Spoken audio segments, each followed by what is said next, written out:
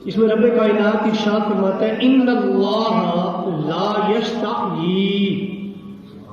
بے شک اللہ تعالی حیا نہیں فرماتا کس بات کی؟ ان یضرب مثلا، کہ وہ مثال بیان کرے۔ اللہ اس بات پہ حیا نہیں فرماتا، بے شک اللہ حیا نہیں فرماتا کہ وہ مثال پیش کرے کس چیز کی؟ ما بعودۃ فما فوقہا، ایک مچھر کی یا اس سے بھی کم تر شے کی، مچھر کی یا اس سے بھی حقیر چیز،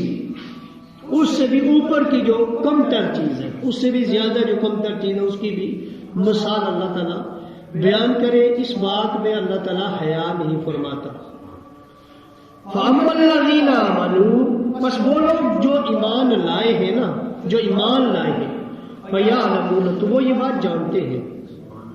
جو ایمان لائے ہیں وہ یہ بات جانتے ہیں، کیا بات؟ أَنَّهُ الْحَقُّ مِن رَبِّهِمْ، یہ اللہ کی طرف سے حق ہے۔ وَأَمَّا الَّذِينَ كَفَرُوا، اور جو کافر ہوئے، فَيَقُولُونَ، وہ کہتے ہیں ماذا اراد اللہ بہذا مثلا، وہ اعتراضاً کہتے ہیں، وہ اعتراض کرتے ہیں ان مثالیں دینے سے اللہ کی کیا مراد ہے، اللہ یہ مثالیں کیوں دے رہے ہیں؟ یضل بہ کثیرا، اللہ کہتے ہیں اسی سے گمراہ ہوتے ہیں کثیر، ویہدی بہ کثیرا، اور اسی سے ہدایت پاتے ہیں کثیر۔ اور پھر فرمایا وما یضل بہ الا الفاسقین، گمراہ کون ہوتے ہیں یہ بھی بتایا، فرمایا گمراہ نہیں ہوتے، اس سے گمراہ نہیں ہوتے مگر وہی لوگ جو فاسق ہیں، فاسق لوگ گمراہ ہوتے ہیں، جو جن کے دل میں فسق نہیں ہوتا، جو فاسق نہیں ہوتے، وہ اس سے ہدایت پکڑتے ہیں۔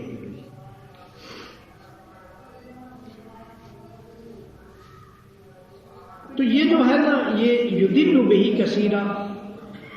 اس کا معنی بعض احباب نے، جیسے ہمارے استاد محترم قبلہ شاہ جی، انہوں نے کیا ہوا ہے کہ انہوں نے یہ نہیں کیا کہ یہ گمراہ کرتا ہے، انہوں نے کہا گمراہی میں رہنے دیتا ہے ایسے لوگوں کو، یعنی وہ پہلے ہی گمراہ ہوتے ہیں، یہ نہیں کہ پہلے ہدایت پہ تھے اور قرآن نے گمراہ کیا، گمراہی میں ہی رہنے دیتا ہے کیونکہ وہ فاسق تھے، مطلب فاسقوں کو اللہ تعالیٰ گمراہی میں نہیں رہنے دیتا مگر فاسقوں کو، تو جو فاسق ہوتے ہیں وہ گمراہی میں ہی رہتے ہیں۔ یہ جو آیت ہے، یہ آیت سب سے پہلی بات یہ ہے کہ یہ کافروں کے، منافقوں کے، یہود و نصارہ کے اعتراض کا جواب ہے۔ انہوں نے اعتراض کیا، یہ اس سے پہلے بھی آپ دیکھیں کہ اس سے پہلے بھی اللہ تعالیٰ نے دو مثالیں بیان کی ہیں نا، ایک اللہ تعالیٰ نے ایک مثال بیان فرماتے ہوئے فرمایا، یہ آیت نمبر سورہ بقرہ کی 17 ہے، مثلهم كمثل الذي استوقد نارا فلما اضاءت ما حوله ذهب الله بنورهم وتركهم في ظلمات لا يبصرون، کہ ان کی مثال ایسی ہے جیسے کسی نے آگ جلائی، جب ارد گرد اس کا روشن ہو گیا اور پھر اللہ لے گیا ان کے نور کو، اس کی روشنی کو، یا ان کی آنکھوں کی روشنی کو، یا آگ کی روشنی کو، یا بجھ گئی، وتركهم في ظلمات، اور اللہ نے انہیں چھوڑ دیا ہے اندھیروں میں، لا یبصرون، تو دیکھنے والے نہیں ہیں۔ اور دوسری مثال اللہ نے آیت نمبر 19 میں فرمائی اور 20 میں،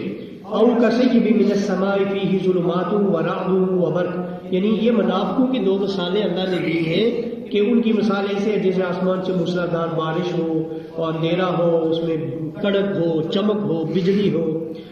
یجعلون اصابعهم فی آذانہم، اور وہ ڈالے ہوئے اپنی انگلیوں کو اپنے کانوں میں، من الصواعق کی حذر الموت، کڑک اور موت کے ڈر سے۔ تو یہ دو مثالیں اللہ تعالیٰ نے بیان فرمائی ہیں۔ بعد میں لکھا ہے کہ انہوں نے اس پہ اعتراض کیا کہ اللہ کیا مثالیں بیان کر رہا ہے، اور بعد میں جو لکھا کہ اصل جو شان نزول ہے وہ یہ والا اعتراض تھا کہ جب اللہ تعالیٰ نے سورہ عنکبوت میں آپ دیکھیں گے رب کائنات نے یہ جو بتوں کی عبادت کرتے ہیں ان کے مذمت میں یہ آیتیں نازل فرمائی۔ اللہ نے فرمایا کہ یہ جن بتوں کی عبادت کرتے ہیں نا، جن سے یہ مدد مانگتے ہیں، جن سے ناسیہ فرسائی کرتے ہیں، ان کی یہ جو امیدیں بتوں سے لگائے ہوئے ہیں یہ مکڑی کے جالے سے بھی کمزور ہے، اس سے بھی کمزور ہے۔ اور پھر آگے فرمایا کہ ان کی تو بتوں کا تو یہ حال ہے، ان کے بتوں کا تو یہ حال ہے جن کی یہ عبادت کرتے ہیں، اگر ان کے اوپر مکھی بیٹھے اسے اڑا نہیں سکتے، اگر مکھی کو ان سے چیز چھین کر لے جائے تو وہ اپنی چیز مکھی سے چھڑا نہیں سکتے۔ انہوں نے تو ایک مکھی تک ایک آدمی کی، مکھی بن کے ان سے کوئی چیز لے کر اڑ جائے تو یہ مکھی سے وہ چیز چھڑا نہیں سکتے۔ تو اللہ کہتے ہیں یہ ان لوگوں کی عبادت کر رہے ہیں، ان بتوں کی عبادت کر رہے ہیں، بلکہ یہ مکھی اور مچھر لوگ پیدا کر رہے تو دور کی بات، وہ کوئی چیز ان سے چھین لے اسے چھڑا نہیں سکتے۔ اب یہ جو اللہ تعالیٰ نے مثال دی نا مکڑی کے جالے کی اور مکھی کی کہ وہ چیز ان کے بتوں سے اٹھا کر لے جائے سورہ عنکبوت کے اندر،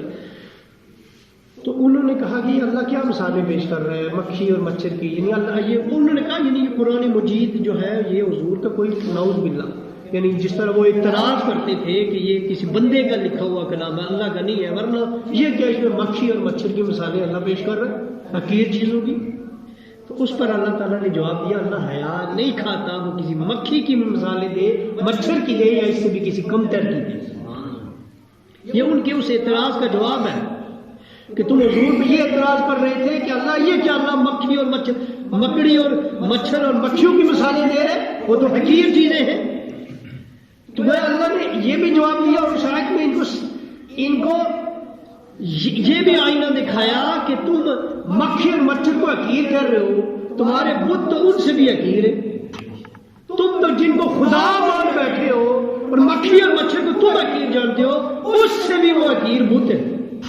جن کی تم عبادت کر رہے ہو، وہ تو ان سے کوئی چیزیں نہیں چھوڑا سکتے۔ تو مکھی اور مچھر کی پھر بھی کوئی اوقات ہے، بتوں کی تو اتنی بھی اوقات نہیں ہے، جس کو تم خدا مان بیٹھے ہو، اور پھر تم اعتراض کر رہے ہو مکھی اور مچھر کی۔ اور پھر ویسے بھی ان کو خلق کس نے کیا؟ رب نے۔ بھائی جس اللہ نے، اللہ ان کا خالق ہے، وہ تخلیق کر سکتا ہے، وہ مثال نہیں دے سکتا، بنائی ہی تو اسی نے ہے۔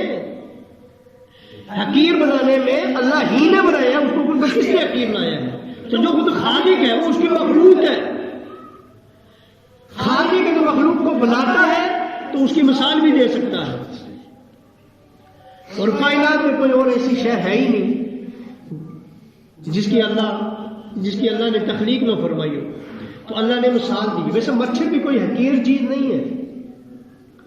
حقیر ہے، لیکن اگر آپ اس میں غور و فکر کریں نا